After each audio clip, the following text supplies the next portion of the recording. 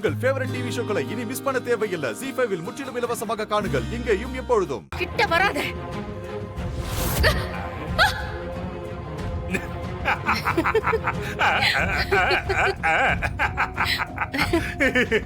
டேய் விஷம் சூப்பரா வேலை செய்யுதுல்ல மனோ, ரொம்ப ஜாலியா இருக்குடா.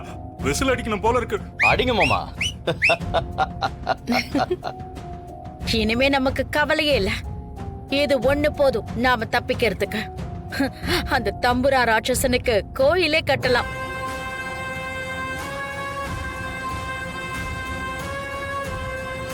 ராஜகுருவே, எனக்கு உங்களோட உதவி வேணும்.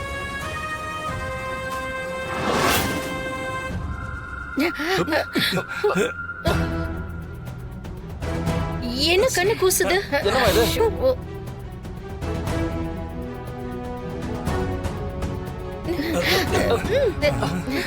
இவங்க எதையோ என் மேல தெளிக்கிறாங்க. அது என்னன்னு எனக்கு புரியல. ஆனா அது என்ன அவங்கள கொல்ல விடாம தடுக்குது. மரணத்தையே ஜெயிச்சு இந்த கலியுகத்துல ராட்சசனா வாழ்ந்துகிட்டு இருக்க தம்புரான் ராட்சசன் கொடுத்த காலக்கோட்டு விஷம் அது.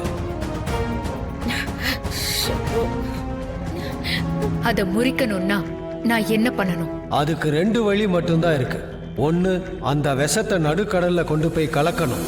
அப்படி கலந்தா கடல்ல இருக்கிற உயிரினங்கள் எல்லாமே அழிஞ்சிடும். இவங்க செஞ்ச பாவத்துக்கு கடல்ல இருக்கிற உயிர்கள் அழியக்கூடாது. வேற என்ன வழி இருக்கு? ஓ, நல்ல எண்ணம் புரியுது. அப்ப உனக்கு இன்னொரு வழி இருக்கு.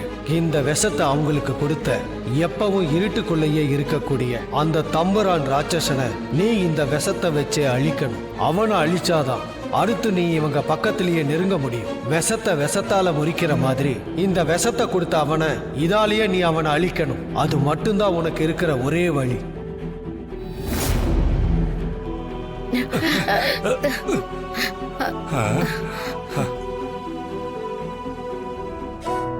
ராணி, என்னாச்சு? ஏன் திடீர்னு ஒரு மாதிரி ஆயிட்ட? தாடிகாரனாண்ட எதையும் சொல்லி பயமுறுத்த வேணாம். ஏற்கனவே இப்பதான் பிரச்சனை மேல பிரச்சனை வந்து எல்லாத்துல இருந்தும் மீண்டு வந்துக்கிறோம்.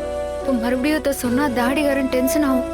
பொம்மியக்காவை பத்தி எதுவுமே தெரியாத தாடிகாரனுக்கு என்னன்னு சொல்லி புரிய வைக்கிறது? கேட்டுட்டே இருக்கேன்ல, என்னாச்சு உனக்கு? அது ஒண்ணும் இல்ல. கோயிலுக்கு போயிட்டு வந்தேன்ல, அதான் எல்லாருக்கும் திருநீர் குடுக்கலான்னு யோசிச்சுட்டு இருந்தேன். இனிமே எந்த பிரச்சனையும் இல்லக்கா. பாத்து பாத்து வாங்கக்கா. திரும்பி வந்துட போறா, வாங்க.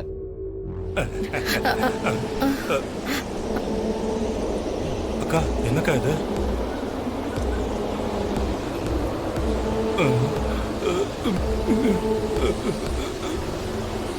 ஐயோ,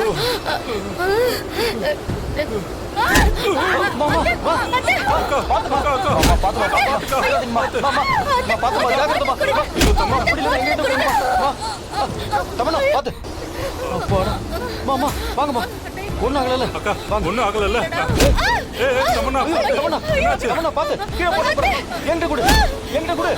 பாத்து அதை தூக்கி போடு. இவன போடல போடுற மனோ, போடு போடு. டேய், பாத்துடா. அப்பாடா, என்கிட்ட போடுறா. ஐயோ, மனோ, பாத்து கீழே போட்டு போறா. பாத்து, என்கிட்ட போடுறா. ஏய், பாத்து தம்பி. நல்ல வேளை.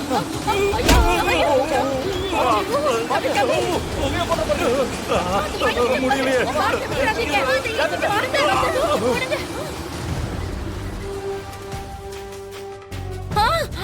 ஐயோ, பொம்மி. ஐயோ, பொம்மி கைக்கு போயிடும் போல இருக்கே.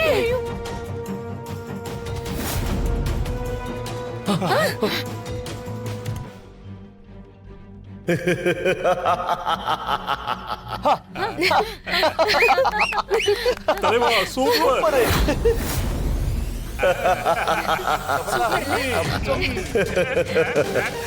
என்ன பொம்மி, அவ்வளவு சீக்கிரம் என்ன அழிச்சிடலான்னு பாக்குறியா?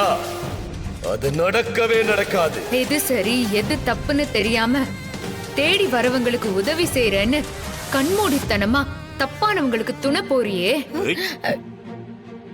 இது எந்த வகையில நியாயம்? யார் என்ன எதிர்த்தாலும் அவங்க எனக்கு எதிரிதான்.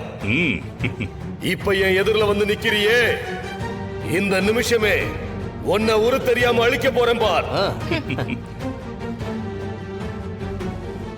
ஏன் ராணி இப்படி பதட்டமா இருக்க?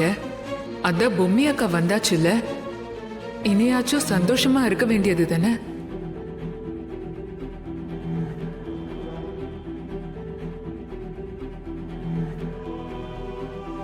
பதட்டமா இருக்கிறேனா?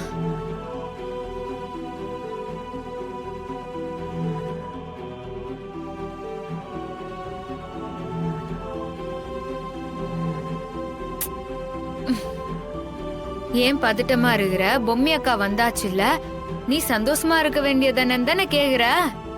ஆனா இப்ப வேற ஒரு பெரிய சிக்கல் வந்துச்சு. ஏன், என்னாச்சு? கோயிலுக்கு போயிட்டு வர சொல்ல நம்ம வீட்ல ஒரு ஐயா இருந்தார்ல, அவரை பார்த்தேன். அவர் சொன்னதை கேட்டதுல இருந்து எனக்கு கை காலெல்லாம் நடுங்குது. எம்மா பெரிய விஷயமா இருந்தாலும் அத பாத்துக்கலாம் விடுன்னு நான் தைரியமா இருப்பேன். ஆனா இப்போ அவர் சொன்ன விஷயம் சாதாரண விஷயமே இல்ல. எனக்கு ரொம்ப பயமா இருக்குது. அப்படி என்ன விஷயம் ராணி? அப்படி என்ன விஷயம்னு கேக்குறியா? சொல்றேன்.